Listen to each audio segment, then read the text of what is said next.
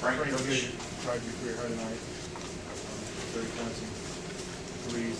Did you feel good early on, or what was key to you going? I think that's really cool, but most important thing is we played really well as a team. We shared the ball, and I think we did a good job defensively. I think it's just how we play. You know, we don't care who scores the points. You know, I think everybody is just unselfish. We all know we can score, but we all like to do that, get the extra pass in, or get an assist, or more than anything. Coach has called the three-point line fool's gold at times with us over the years. Does he have any trepidation you guys shoot so many threes? Or No, he still says the same thing. He says it in practice. Because it kind of is, you know, it's going to be a game where we're not making these shots, and then we'll really find out, you know, what kind of team we are, if we can get stops and defend and stuff like that. But we're just going to stay aggressive, keep passing the ball, how we pass it, and keep shooting.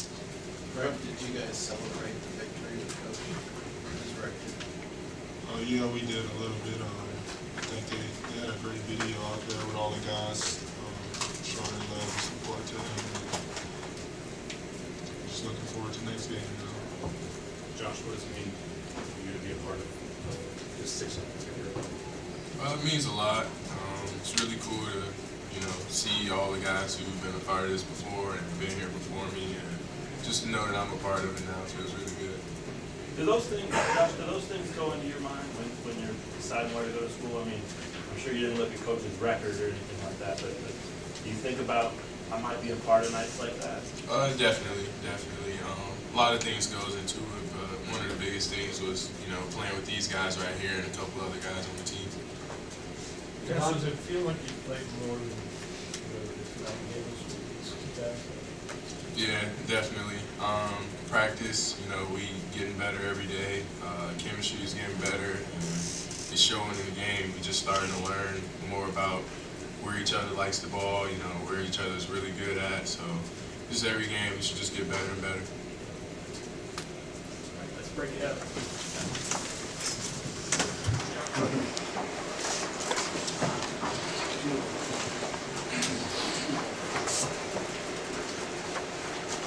All right, guys, have at it.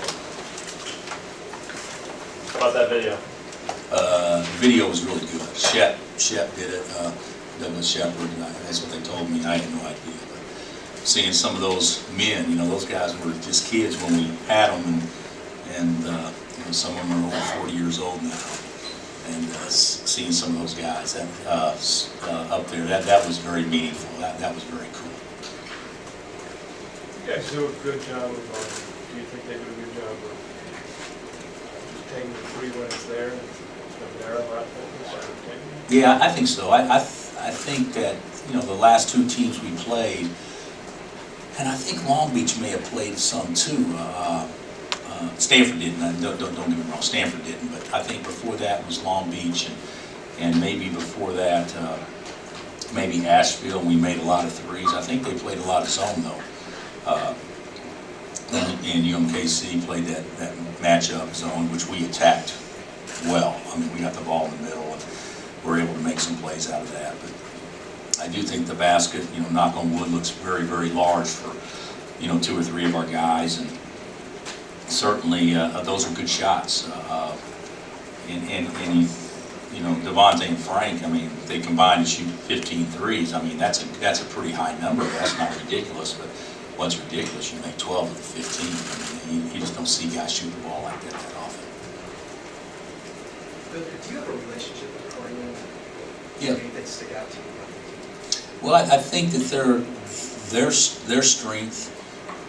Now, it'd help if they get their full complement of players back, but their strength, to me, watching tape, is their ability to make people have to chase them, and their quickness and their ability to play small and stretch the defense and shoot a lot of threes, and then on any night, if they last game I think they were 13 and 34, but that's there wasn't quite enough to win on the road, but still yet you make 13 to 15 threes a game, you're going to have a chance to win. I think that's probably their best chance to win And then obviously they got to out-scrap people. And I actually thought the first half, you know, they made 6 of their first 8 threes, and then they cooled off some. But I thought they played pretty well the first half. I thought we played really well.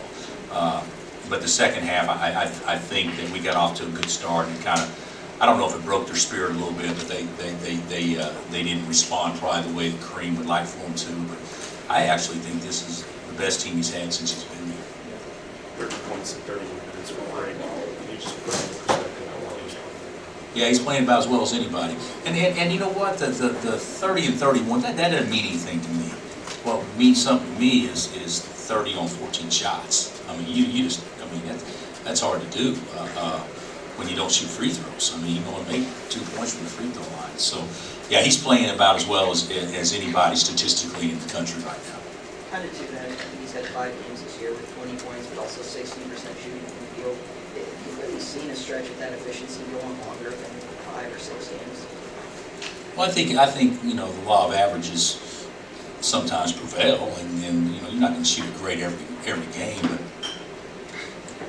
the young man has really worked on his shot, and it's a quicker release, and he's doing a lot of things, and the basket's large to him right now. But you know, Frank's value isn't shooting the basketball. His value is his toughness and leadership and those sorts of things. But right now we're fortunate because we're getting both. Another complete effort from Josh. You kind of wanted to talk about being more involved yesterday. Do you feel happy with how he... I thought it was Josh's best game since he's been here. I thought he did everything. You know, if guys could catch the ball and finish, you know, he'd have 8 or 9 assists instead of 5. But he rebounded the ball better than anybody has at any point in time this year, offensively, and certainly inside the zone, he makes the game so much easier for everybody else. You mentioned his versatility before. When do you see himself maybe do out of him every game? He's just now starting to get it. I mean, I still think his best ball is down the road as it gets more comfortable. You know, we got to figure out a way to post him more. You know, he's got to shoot his free throws better. He needs to get where he probably is stretching the defense a little bit better and doing some things. But I mean, blocking shots, altering, rebounding, pitching ahead in transition, making the game easier for others. I mean, he's about as good as I've seen. And inside his zone, you know, I told him he was good in there, but you know, he's got a long ways to go before he's as good as Julian Wright inside the zone. You know, he's the best. I'll tell you what, he's not far off, you know, if he's not already there. Every time we talk to him, he talks about offensive rebounding. He said you emphasize that. Yeah, well, to me, he's an extra possession guy. I mean, Josh came in here with a reputation, as you guys know, of being as competitive as any high school kid's been in a while that's really talented. And I think part of the competitiveness is shown by extra possessions, rebound, and those. And I don't think he was doing a great job of that, but here of late, he's really started to rebound the ball.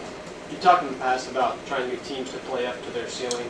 I know it's only 9 games in, but with the way you guys have shot it recently and how you shot it tonight, how close do you think this team is offensively to? Oh, offensively, I think we can get a lot better because we don't have an inside presence consistent inside presence.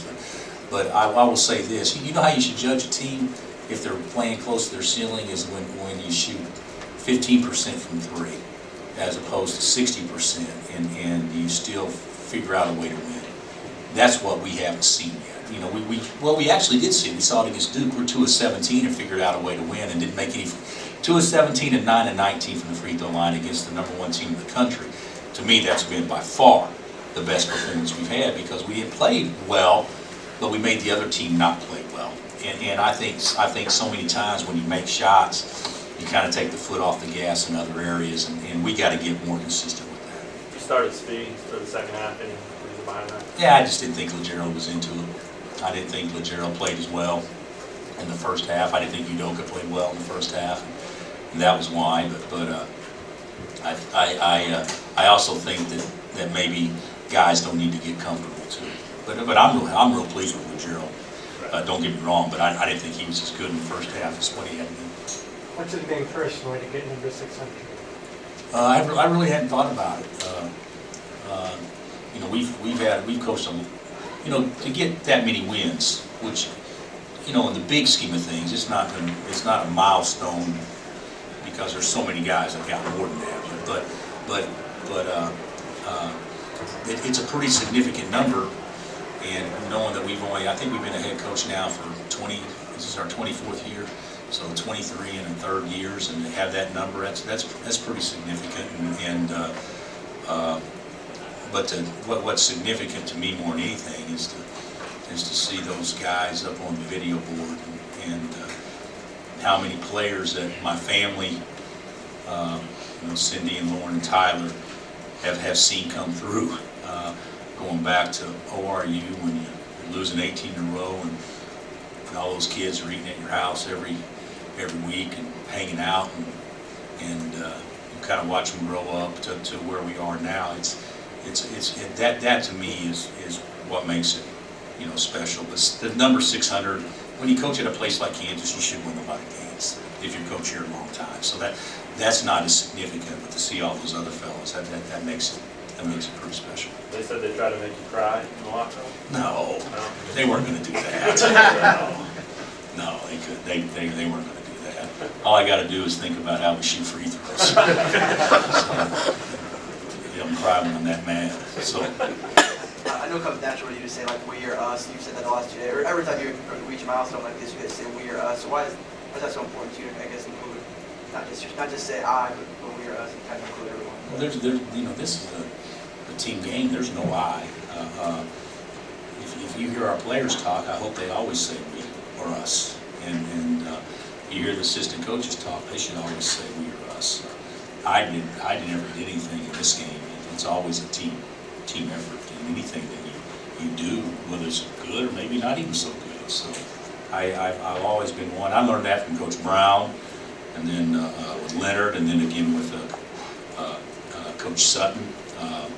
That I shouldn't even be part of your vocabulary, when you talk about team type things. All right, Coach. All right, thanks guys.